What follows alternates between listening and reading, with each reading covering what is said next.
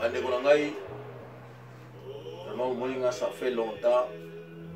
Na comment pour s'entraîner kaka ya mbala mola moko par mois tam souper na bien na maté moi whisky moi vin mais vous avez un message pour na moulé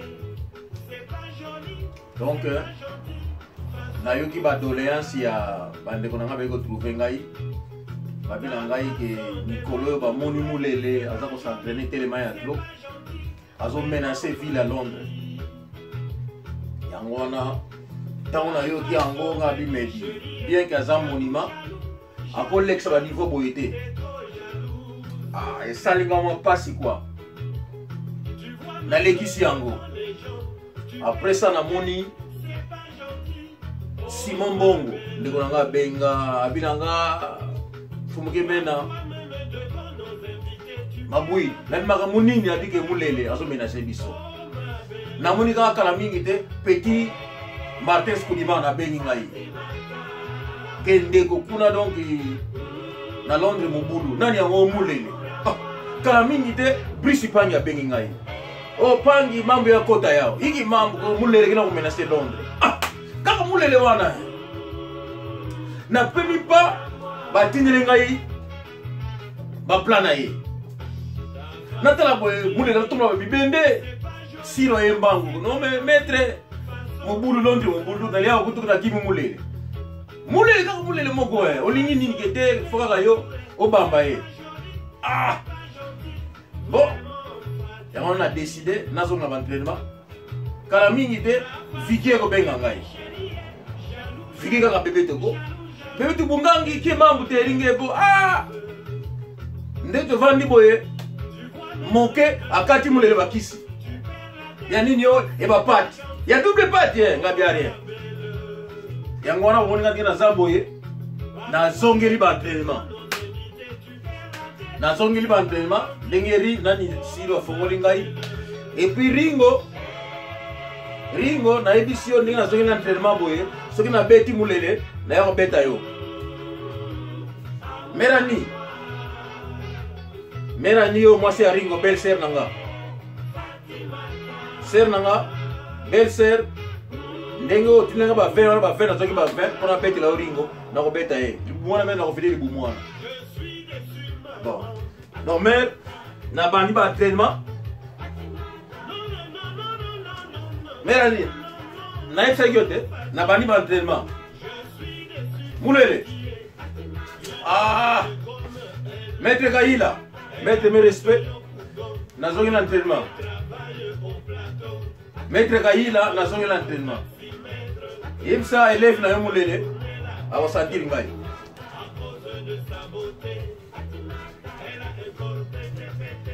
bande ko ngai eza moi bien na tongo ko sala ka entraînement vraiment soko na muki na tongo eza bien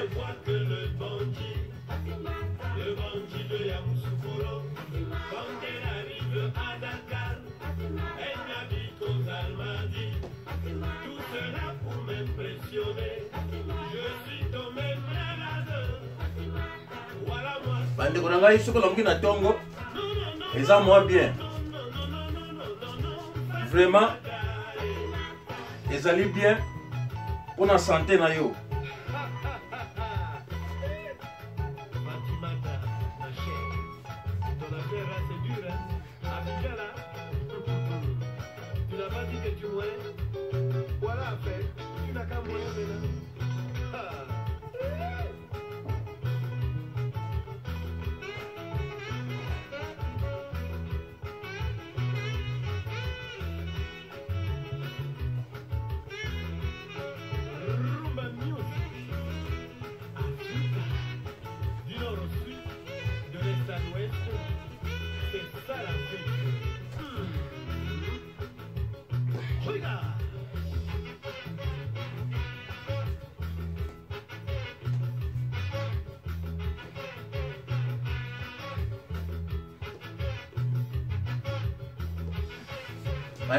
oyo eza bien pour l'articulation na yo olamuki na tongo soki ovandaka na ndako ya se, en tout cas okosala ba exercice ya kosotaka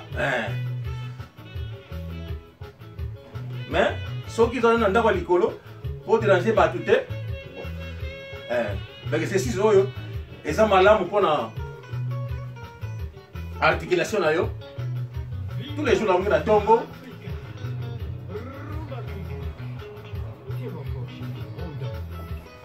ata osala yango chaque jour te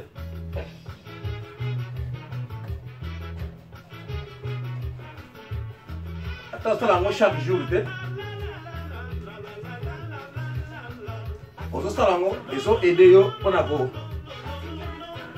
ezoaide yo ezofungola yo bamusculation ya nzoto eza important mpona sante na yo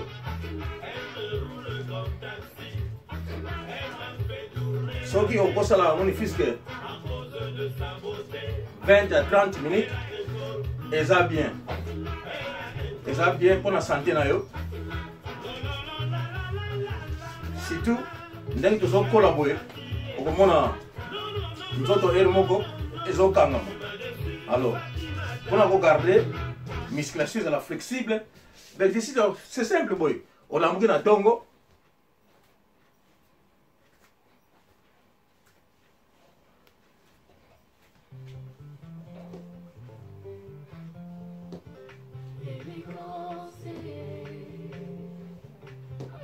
eza vraiment important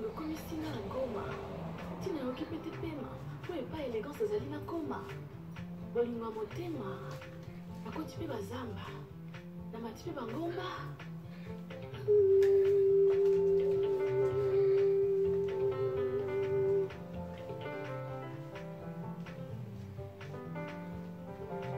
suka lobi nini élégance mais on a continué comme cela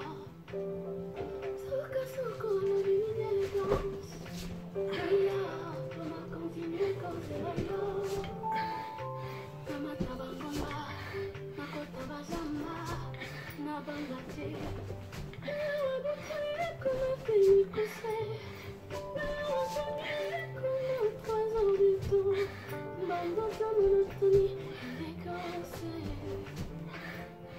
c'est elle que j'aime.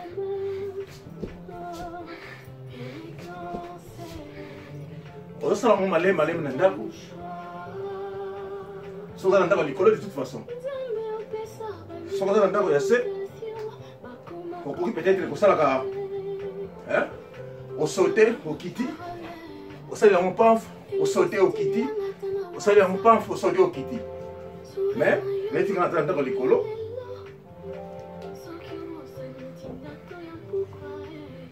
eza vraiment important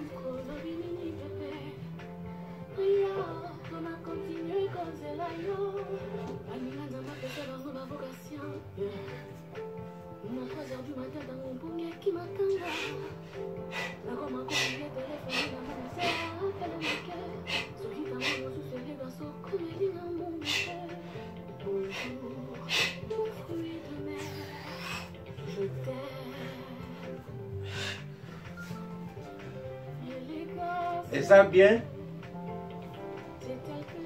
mpona sante na yo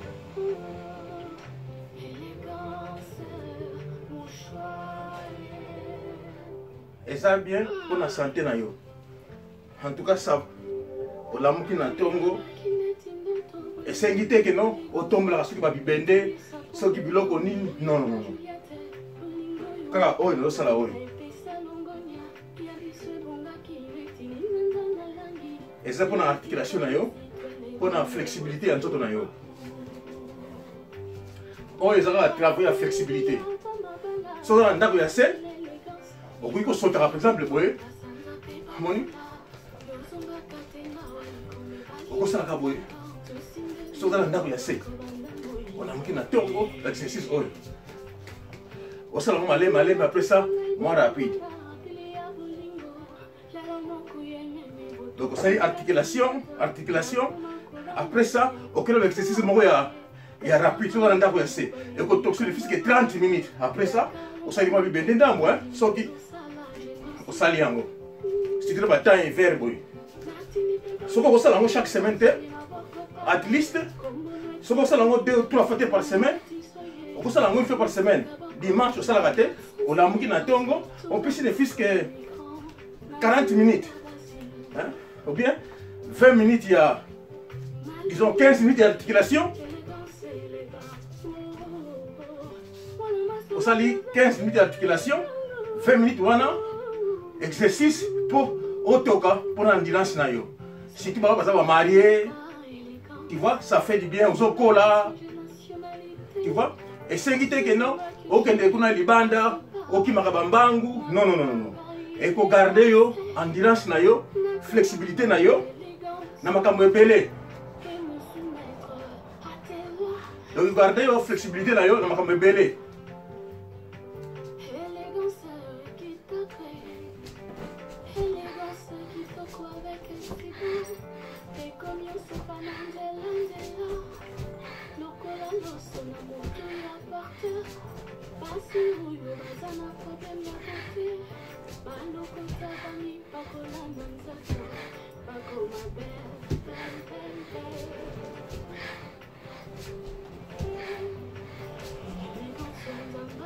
Et ça bien, vraiment, pour la santé, vraiment, il faut aider yo. Yo, moi, j'ai remarqué que moi, changement, il y a dans autres. On un peu léger, flexible, exercice à mouké, et là, mouké, dans ma belle sans problème. Talamay. On a tout touché ma belle. Sans aucun problème. Ma jambe dans les attendus. Là. On a touché ma belle. C'est parce que flexibilité en autres ezali. Souvent on s'en a l'exercice. Mais comme ça est flexible. Ma boue comme ça flexible. C'est rare de la fatiguer. Attends, Léo Méli Massangola là qui.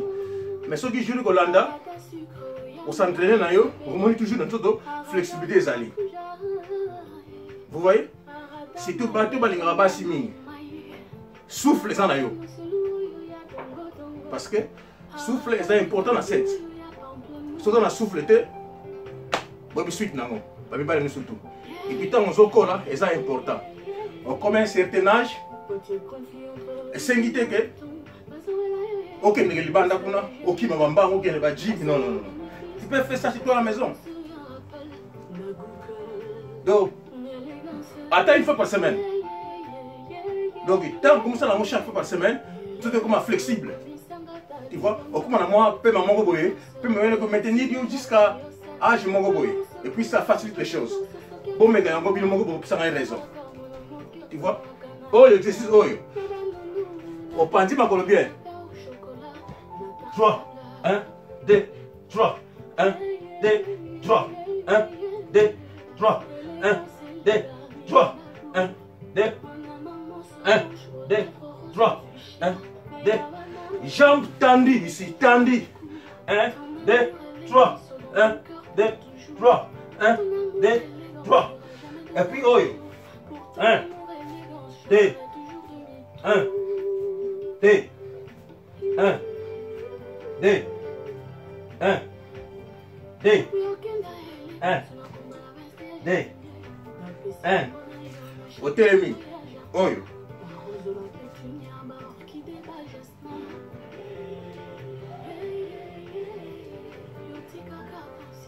Oh, ils ont pour la flexibilité, na mokongo na yo ba muscle oyo. Donc souvent ça là on a la flexible dans tout na yo.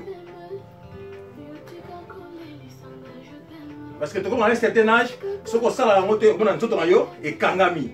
Au comme na problème mokongo, au ko gumba maté parce que colonne vertébrale est kangamaka. Donc il faut qu'on garde on est toujours flexible, loquet faut toujours la flexible. Tu vois? Et qu'on facilite yo ko gumba ma, pour ça c'est mike. Donc ils allaient vraiment important, les Cambodges dans le Sabino. Pardon.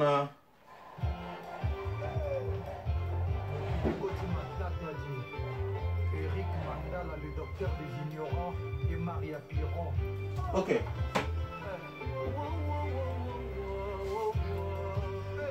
Et puis Maria Piron, maman na Erika, Alvina et Nazeria Mandala.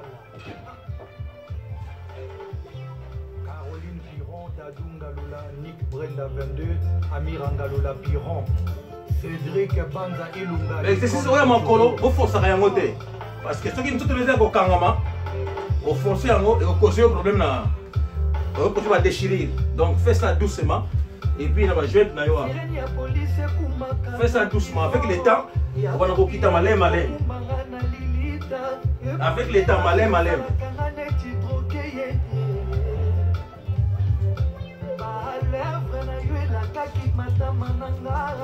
alors qu'un jour balarme pour visiter yango présence na yo béton armé ya vina ngai esengwele kaka si souci emekoleka te Mariana soki oteki ngai chagrin malheur yokobanza moto alali nzoka we na ye et puis baoyo basala sport te oforce yango te parce que nga nasala sport tu vois donc bandeko na ngai ndenge nalobaki naza na komba nanu naza na komba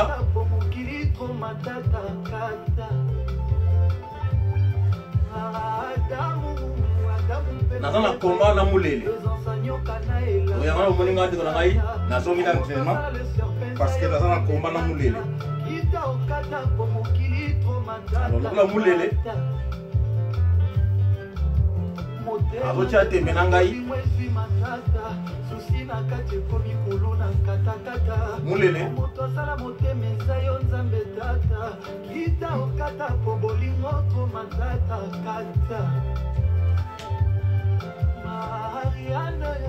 Maria Mandala, Yoka bébé na yo, Eric Mandala. Avant toi, je n'avais jamais connu Sapiron. L'amour, le vrai romantique, l'inégalable. Marianne, Sokioti qui chagrin, malheur. Oh, Coco Banza, Motolali, Zokawena. Maria, Sokioti qui andeko nga nasala sport nasala sport bambula ebele quoi donc nasala judo nasali taekwondo nasala bambula ebele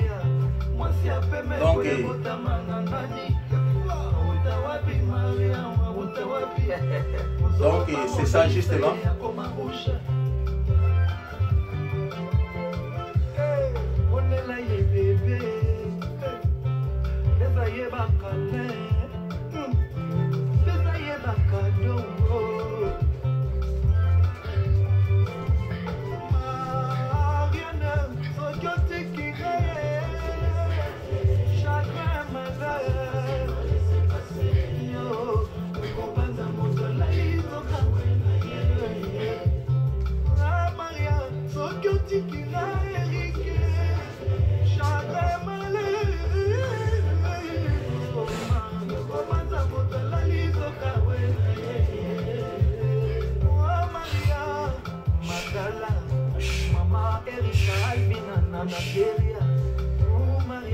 naza na difficulté jusqu'à présent pourquoi mikolo na s'entraîner te na perte de moi ela na ngai à gauche mais c'est bon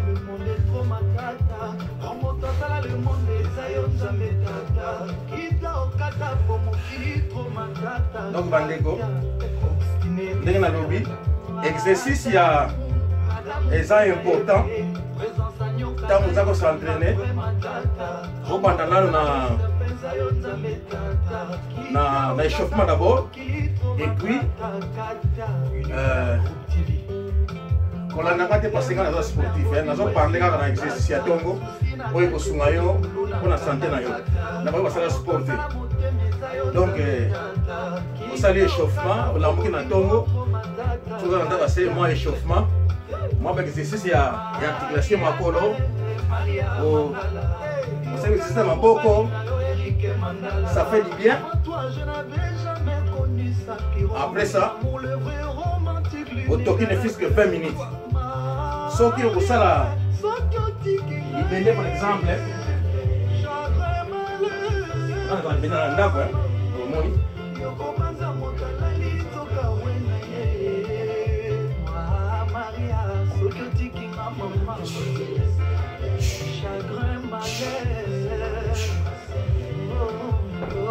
Ce que ça la poids, ça la rend malem. On va dire 5. Ok, malem, au permis. 5 au permis. Après ça, ça va exister Maboko. Maboko. Il y a l'oqueto. Après ça, on s'en dit sous. Willy Mandala, le prince de Lissala. Papa Jean-Marie Lokanga, Solange Bouete Tangasol, Elvis Adidiema, Kofosangote, salut-moi 5, au pays nayo, salut-moi articulation Maboko. On peut la poids jamais sans que toka. Jamais on peut la poids sans que toka. Il faut qu'on make sure au toki nanou, on peut exercer l'articulation, bon on peut la poids. On peut la poids excès, jamais. Il faut toujours malem. Donc il y a Camboyo, la ligne, s'il vous plaît. Hein? La ligne quand on a changé nani.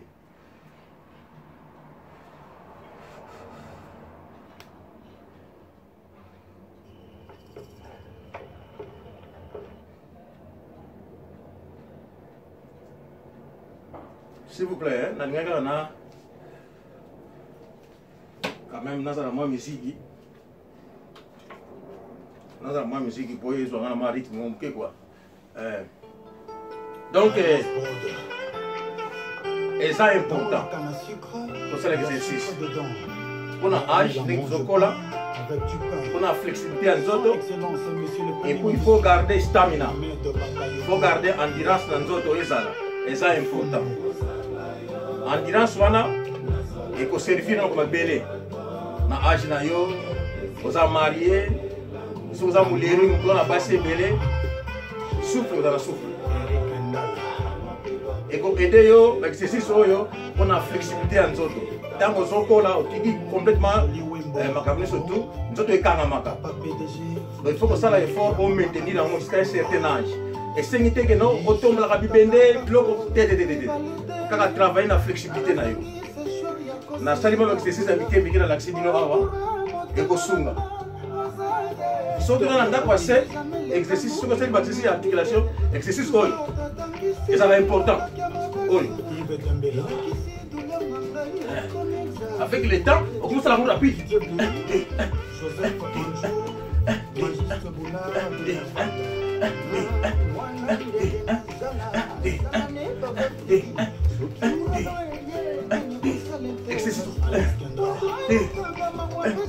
Exercice oh ça bien sur la table assez.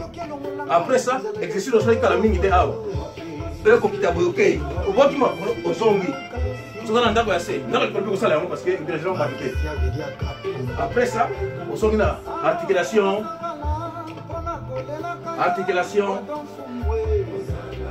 et ça bien pour la santé na yo pour la flexibilité en tout cas na yo.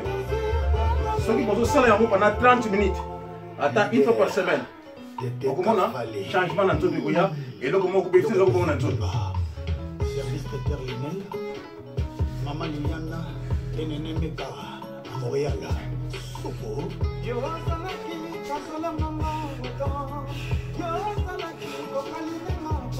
Héritier Cowboy. Sambodo.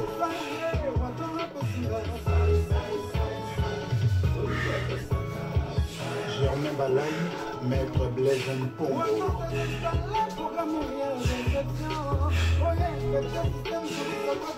Jana Makanda.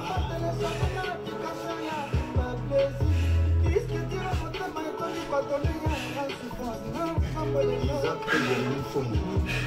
Blaise Mfumu Mazarin, prêtre. Connecte Pati Mabika, il y a des bas au nid, mon pote. Junior Tonga, Las Vegas. Bandeko, eloko yo, ça va bien. On a bateau yo, on a premier liboum. Mais, par contre, ça la mingi. Autant là.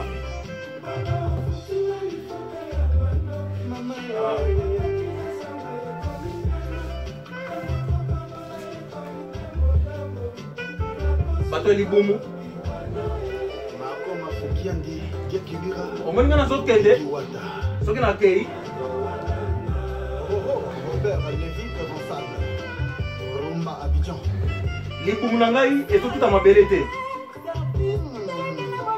Donc les Boumounangaï et tout à ma bellité. Là, c'est venu en bien.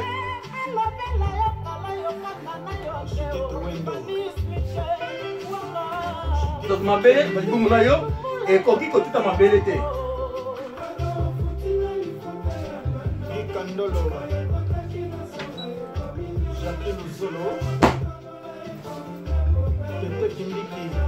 On a chez nous. Au salut avec 6 articulations, au salle en mingité. Et ça, moi, difficulté pour nous salle en mais bon, parce que c'est un peu long, ok, les autres là, les bouts de ma bellité. Il faut regarder mon droit.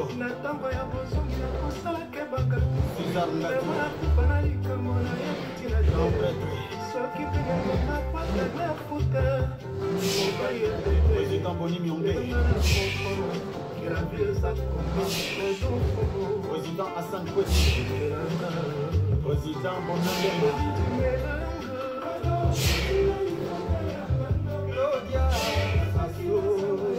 J'espère que mon yango est ça facilité. Mais et ça la moi technique mon boye pour nous sala yango. Donc quand vous okende, il faut contrôler le speed na yo. Dès que vous avez suka, il faut zonga.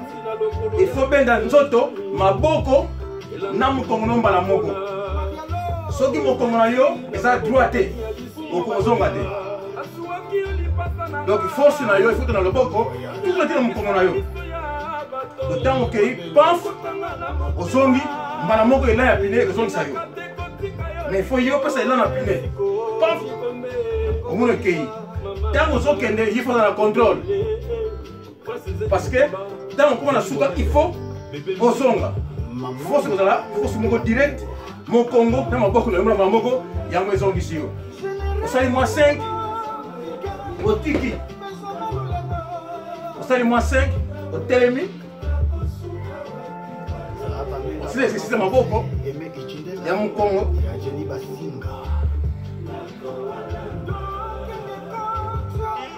L'ingénieur Zorg Mix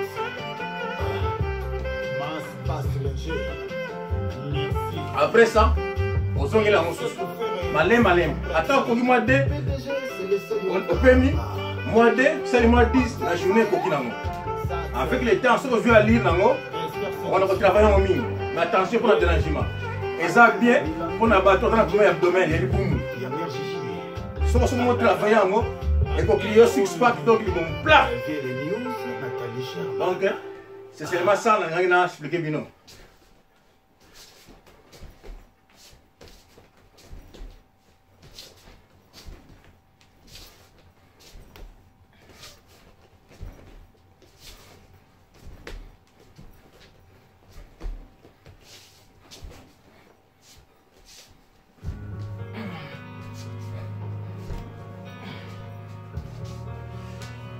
On les a kata gourma. Ce que je moto paf. Faut tailler out. Faut équilibrer ça.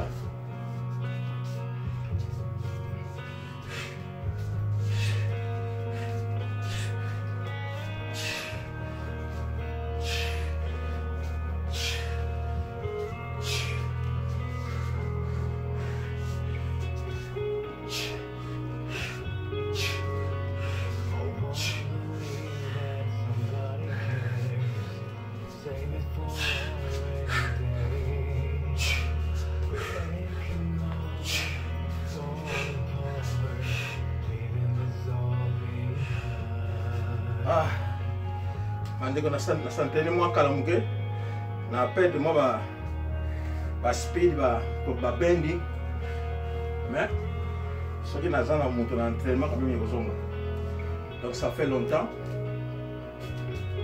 on s'entraîné.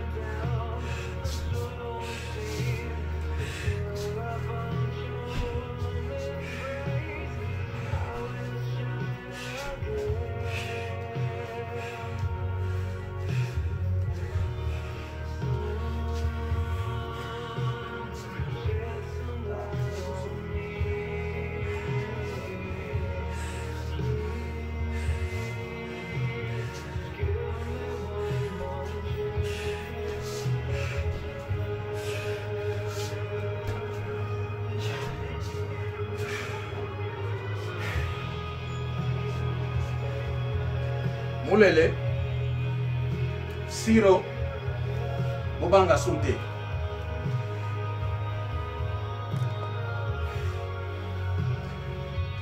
Siro Bobanga Sunte na zongi l'entraînement bande ko ngai boza na confiance na nga boza na confiance na ngai ndeko na ngai Opi, ça na confiance nanga. Donc, na sina saliba kaliki nangai